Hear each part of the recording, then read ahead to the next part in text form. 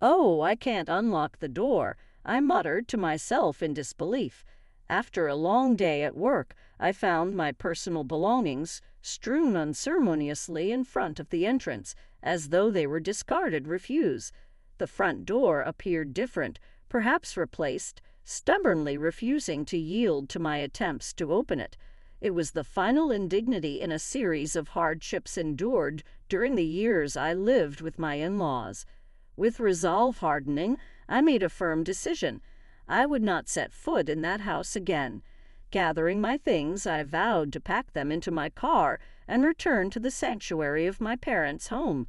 Months passed, and just as suddenly as I had left, a message arrived from my estranged in-laws, rekindling the connection long thought lost. "Hello, my name is Emily. I'm 35 years old. My husband, Tom, is 5 years my junior. I was completely focused on my career, and he happened to be my subordinate at work. Honestly, marriage wasn't on my radar. I wasn't keen on the idea of settling down, having never really dated before. Yet I ended up married, all thanks to his persistent pursuit. He assured me I could continue working as I pleased post-marriage, handling all household chores himself. His approach intrigued me about the prospect of marriage. It's not that I opposed having children, even though I had never been keen on marriage. Thoughts of having children occasionally crossed my mind. Approaching 35, I realized time was running out if I wanted to start a family. So I chose to marry my current husband. Initially, it was just the two of us. After we married, true to his word, he supported my career and took on most of the household responsibilities. However, our situation took a sharp turn about 6 months into our marriage when my father-in-law unexpectedly passed away. The sudden loss of my healthy father-in-law left my mother-in-law and my younger sister-in-law, Catherine, who is 33, reeling. They claimed they couldn't manage on their own. Catherine is a freelancer with a decent income, but her focus on fan activities means her financial stability isn't robust. I always felt she should pursue a full-time job. Whenever Catherine approached me, along with my mother-in-law, Tom broached the idea of us all living together. "Emily, have you considered moving in with my mom and sister? You can continue freelancing as usual, and having them around would lighten the household workload even more. What do you think, Tom?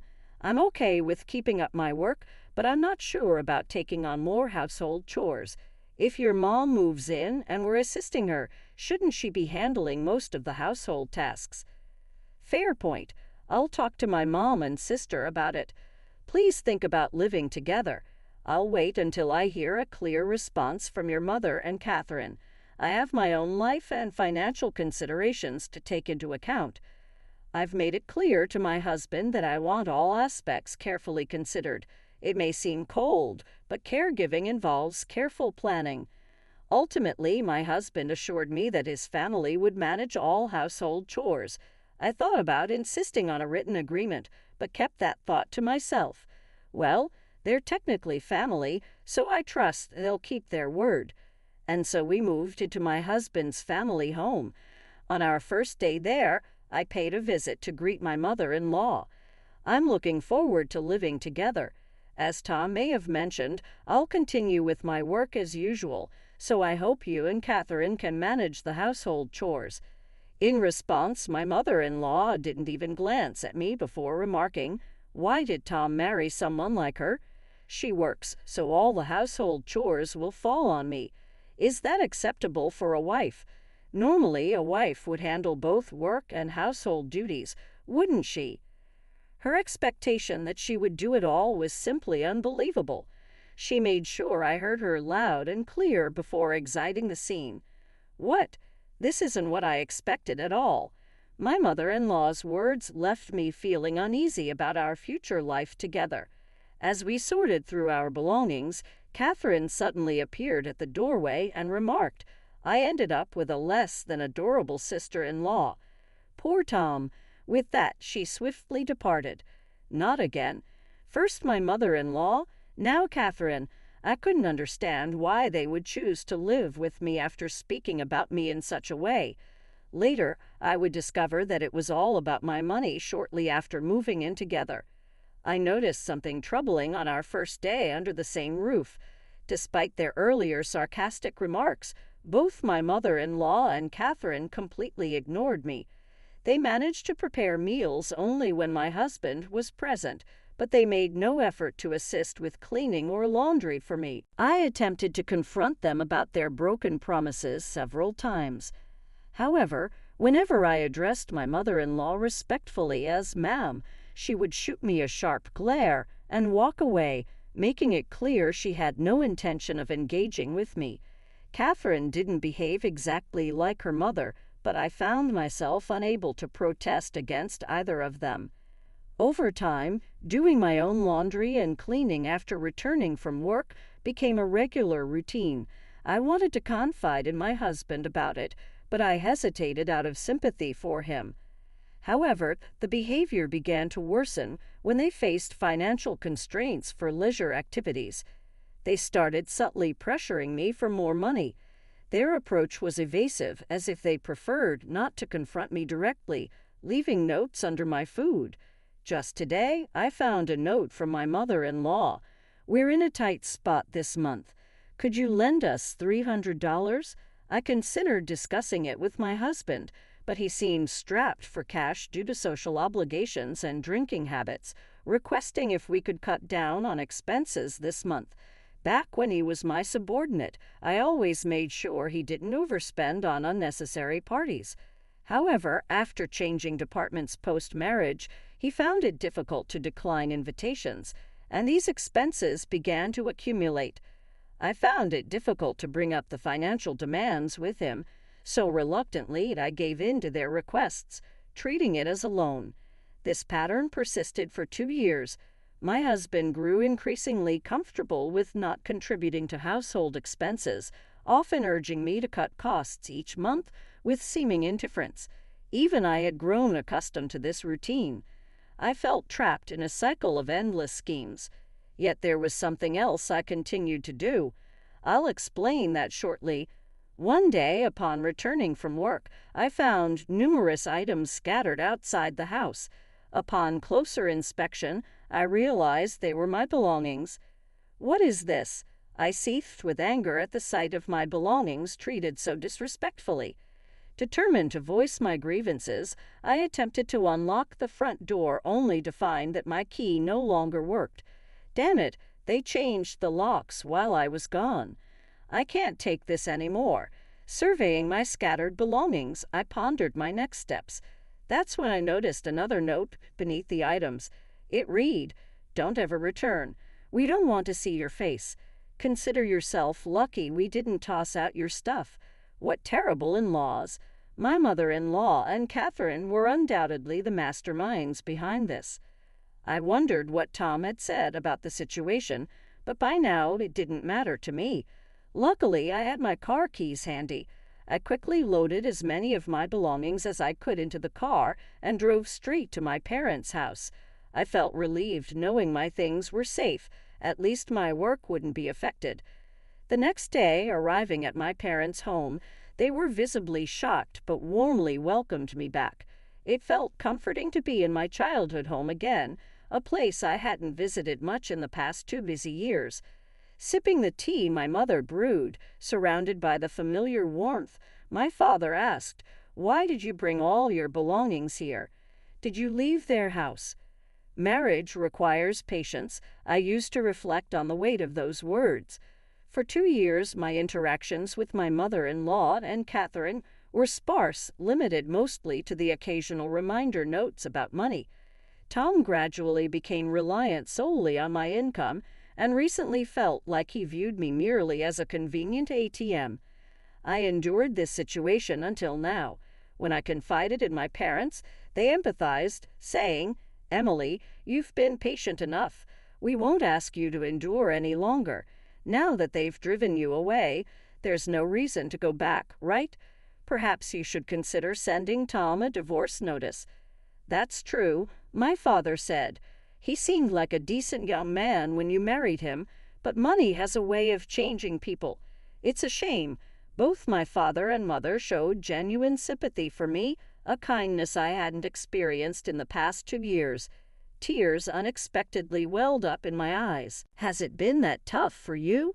my father asked, his expression filled with concern. "No, it's just that I haven't felt this level of sympathy in a long time. It's comforting. Like you said, Dad, I'll send Tom the divorce papers, but I want to observe the situation for a while. I have a feeling something interesting might unfold soon." Indeed, I sensed that some action would unfold soon. Surprisingly, that moment arrived about 3 months later. By then, I had moved out of my parents' home and settled into a new apartment of my own. Never did I imagine reclaiming control over my earnings to spend as I please. I hired a household service for chores, freeing me to enjoy my days off with trips and purchases I had long desired, unrestrained. Each day reminded me of the value of my hard-earned income. I began questioning why I endured those 2 years. It dawned on me that perhaps I had been influenced or even manipulated by my in-laws. Then, precisely 3 months after my keys were changed and my belongings cast out, my smartphone buzzed with an unexpected call. Initially, I considered ignoring it. After dismissing the first call, my phone buzzed again, then a third time in rapid succession. They must be in some trouble, I surmised. I picked up the next call, and immediately the fourth one came through. "Hello, Emily. Where are you? I went to your parents' house, but they wouldn't tell me. I also tried your workplace, but they wouldn't disclose your whereabouts," said my mother-in-law. Someone who had ignored me for the past 2 years, her voice, which I hadn't heard in a long time, sounded cautious. Despite answering the call, I remained silent, relishing the anticipation of what she might say next. "Hello, Emily, are you there? Come back soon and restore our lives. We can't even afford to go out and enjoy ourselves. What are we supposed to do now?" I had thought that living without spending money on leisure would suffice, but evidently that wasn't the case. Our phone and electricity are on the verge of being cut off. We're at our wits' end. Please come back immediately. Does she not realize she's only thinking of herself? Shouldn't she begin with an apology for throwing me out? Until she grasped that I had no intention of responding, she continued, "Emily, you're not saying anything. Are you listening at all? Doesn't it bother you to hear that we're in such dire straits?" Realizing she wasn't going to offer an apology, I decided to end the call and press the button to hang up. She seemed to have no concept of remorse. The next day, my phone rang again. "Hello, Emily. Why did you ignore Mom's call yesterday? Even though we're in trouble, you didn't make any effort to help. She couldn't tell if you were even listening. Ignoring calls like that isn't very mature." This time it was Catherine calling. Honestly, calls from Catherine have always been the most bothersome, and she had the nerve to lecture me about not ignoring calls. They'd ignored me for 2 years, and suddenly I'm the one in the wrong.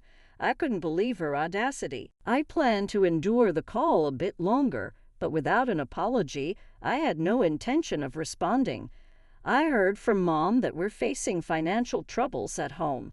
Our phone and electricity might get cut off soon. Without AC in this heat, we could suffer from heat stroke. Can you live with that? If our phone goes dead, how will we reach you? So please come back soon and help us pay the overdue bills." Her selfish demands made it easy for me to keep ignoring her. "Hey, are you listening? You haven't said a word. Oh, are you still upset about what happened 3 months ago? That was obviously just a joke." "Certainly, Catherine. You're overreacting. As an adult, you should know the difference between a joke and a serious matter. Stop being stubborn and come back home." They threw out my belongings like trash and changed the locks so I couldn't get in. That's a clear message for me not to return, even if they claim it was all a joke. Now I find it hard to believe since Catherine doesn't seem interested in apologizing either. I decided to end the call. It would be a waste of time to listen to her any longer.